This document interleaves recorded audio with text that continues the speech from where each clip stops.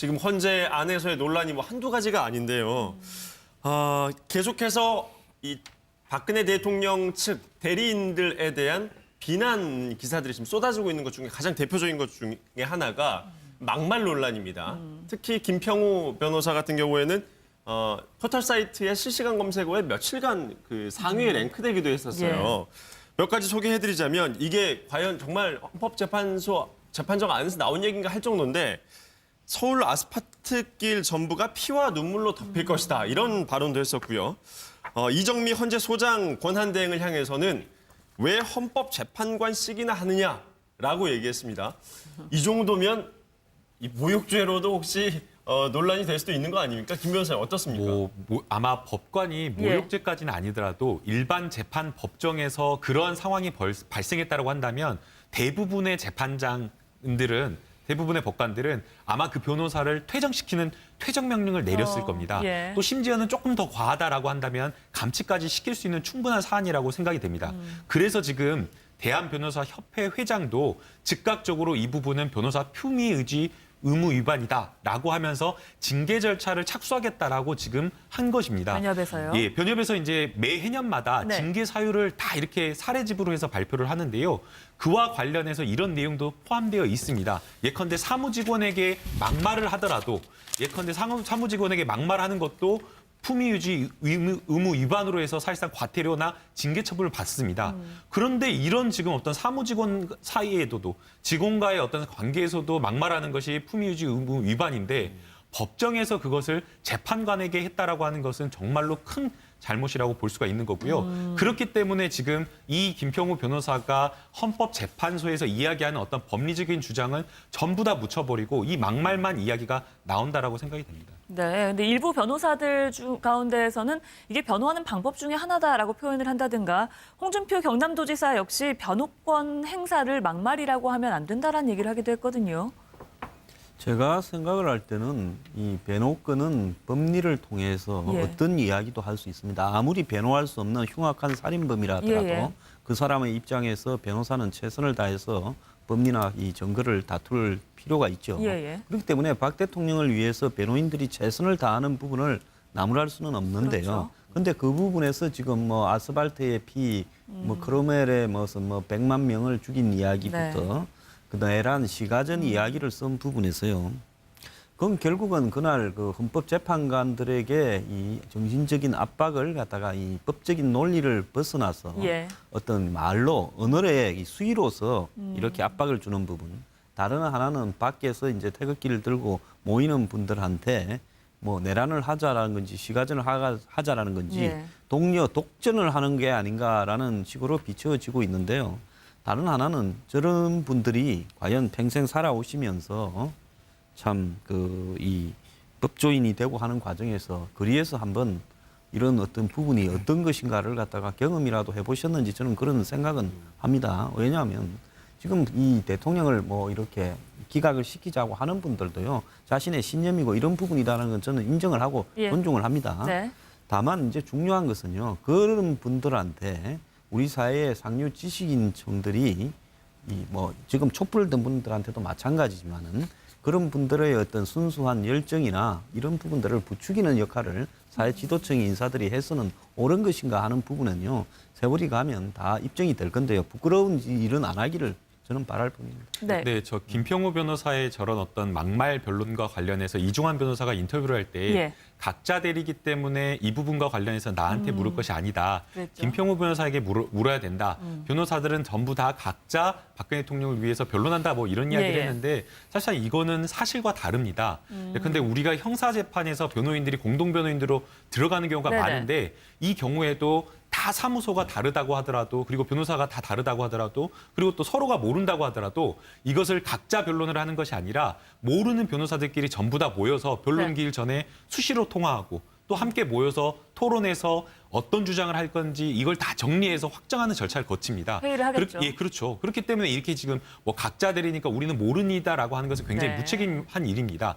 만약에 어떤 변호사가 박근혜 대통령 측의 변호인으로 들어가가지고 기록을 보니까 이거는 전부 다 부인할 수가 없는 거다라고 하면서 탄핵이 인용돼야 된다라는 인정을 하는 어떤 주장이라든가 아니면 자백을 하는 진술을 한다거나 이런 경우에도 이중환 변호사가 지금 이야기하는 것처럼 각자들이니까 우리는 모르는 일이다라고 이야기할 수 있는 것인지 이것은 변론의 어떤 일반적인 어떤 관행이나 관례에도 맞지가 않는 이야기고요. 저거는 정말 무책임한 어떤 변론 태도라고 볼 수가 있을 것 같습니다. 그러니까 박 대통령 측 대리인단들을 보게 되면요. 네. 김평우 변호사를 비롯해서 다른 분들이 가지고 있는 의식이 일종의 박근혜 대통령은 무죄라고 하는 신념의 문제, 그러니까 법률적인 문제를 떠나서 신념의 문제가 있는 것 같고요. 또 하나의 문제는 뭐냐면 다른 사람들은 다 모르거나 아니면은 다 이른바 무식하다거나 아니면 언론의 이른바 쓰레기 언론에 의해서 모든 사람이 오염됐다고 표현하는 김평우 변호사의 표현처럼 모든 사람들은 잘 모르는 사람들 취급을 한다는 거예요.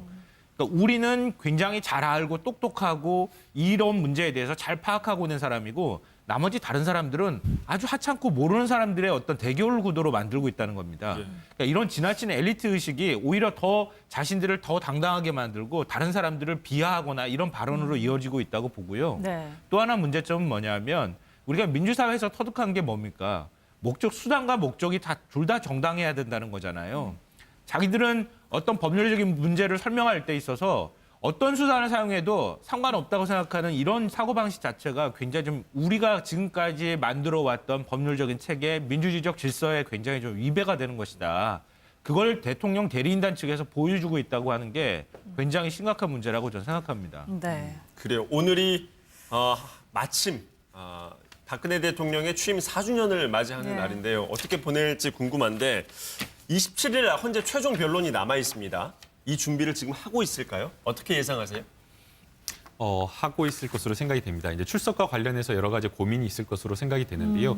이 부분에 대한 고민은 어느 정도 끝나지 않았을까 생각이 됩니다. 네. 결국에 박근혜 대통령이 출석을 한다라고 한다면 이 변론을 조금 더 연장하는 목적 또는 뭔가 지지층을 결집하는 어떤 목적을 위해서 나올 것으로 예상을 했었는데 사실상 변론기를 연기할 수 있는 목적 효과 자체가 완전히 사라져버린 상황입니다. 그렇다고 한다면 나왔을 때의 국회 측의 어떤 송곳 질문을 받거나 또는 재판관들이 물어보는 어떤 질문 공세를 받아야 되기 때문에 예. 지금 이 상황에서는 박근혜 대통령이 지금 나오기는 좀 어려운 것으로 생각이 됩니다. 그래서 이 부분과 관련된 어떤 판단은 이미 다 끝낸 것으로 생각이 되고요. 네. 지금 나오는 이야기는 녹화 영상을 좀 틀어서 예, 예. 최후 출석에서 어떤 최후 변론을 하는 것을 피하려고 하는 것. 즉 내가 하고 싶은 이야기만 헌법재판소에서 이야기를 하겠다는 어떤 그런 전략을 취할 것으로 생각이 되는데요. 그런 이야기가 나오고 있습니다. 나오고 있습니다. 예. 그런데 아마 굉장히 높을 것으로 생각이 됩니다.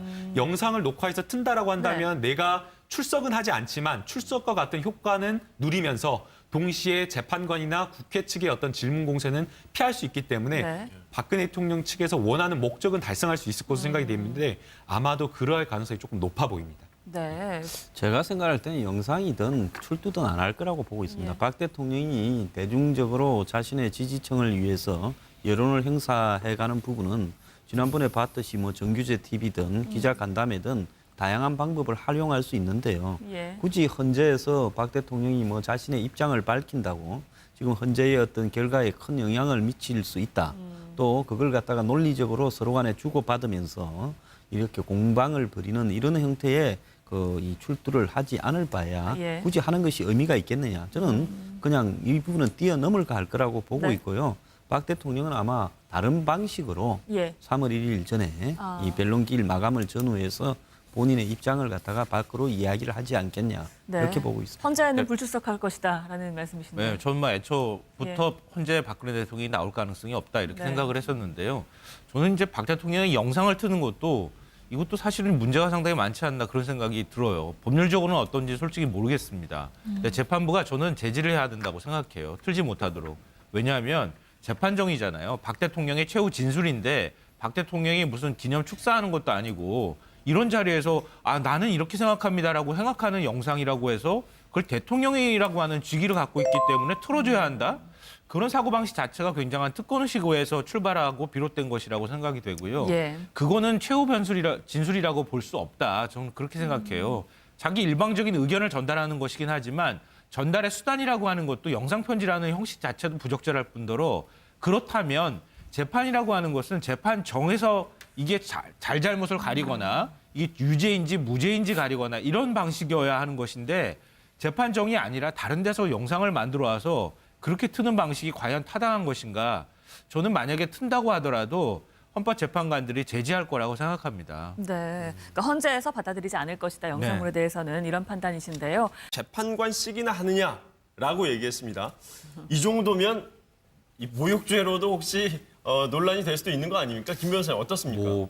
아마 법관이 모욕죄까지는 아니더라도 일반 재판 법정에서 그런 상황이 발생했다고 한다면 대부분의 대부분의 법관들은 아마 그 변호사를 퇴정시키는 퇴정 명령을 내렸을 겁니다. 예. 또 심지어는 조금 더 과하다라고 한다면 감치까지 시킬 수 있는 충분한 사안이라고 생각이 됩니다.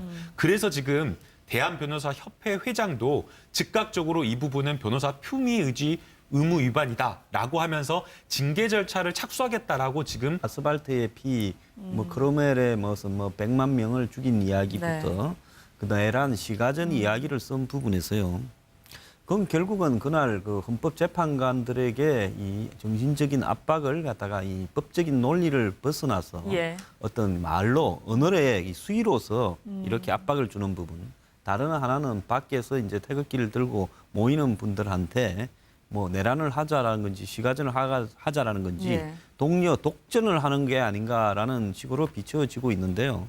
다른 하나는 저런 분들이 과연 평생 살아오시면서 주장을 전부 다 묻혀버리고 이 막말만 이야기가 나온다라고 생각이 됩니다. 네, 근데 일부 변호사들 가운데에서는 이게 변호하는 방법 중에 하나다라고 표현을 한다든가 홍준표 경남도지사 역시 변호권 행사를 막말이라고 하면 안 된다라는 얘기를 하기도 했거든요.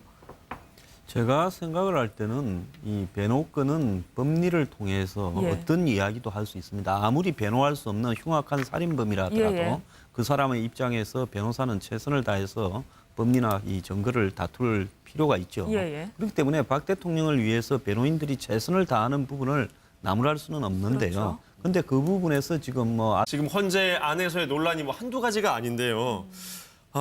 계속해서 이 박근혜 대통령 측 대리인들에 대한 비난 기사들이 지금 쏟아지고 있는 것 중에 가장 대표적인 것 중에 하나가 막말 논란입니다. 특히 김평우 변호사 같은 경우에는 포털 사이트의 실시간 검색어에 며칠간 그 상위에 랭크되기도 했었어요. 몇 가지 소개해드리자면 이게 과연 정말 재판정 안에서 나온 얘기인가 할 정도인데 서울 아스팔트길 전부가 피와 눈물로 덮일 것이다. 이런 발언도 했었고요. 이정미 헌재 소장 권한대행을 향해서는 왜 헌법 한 것입니다. 변협에서요? 예, 변협에서 이제 매해년마다 징계 사유를 다 이렇게 사례집으로 해서 발표를 하는데요.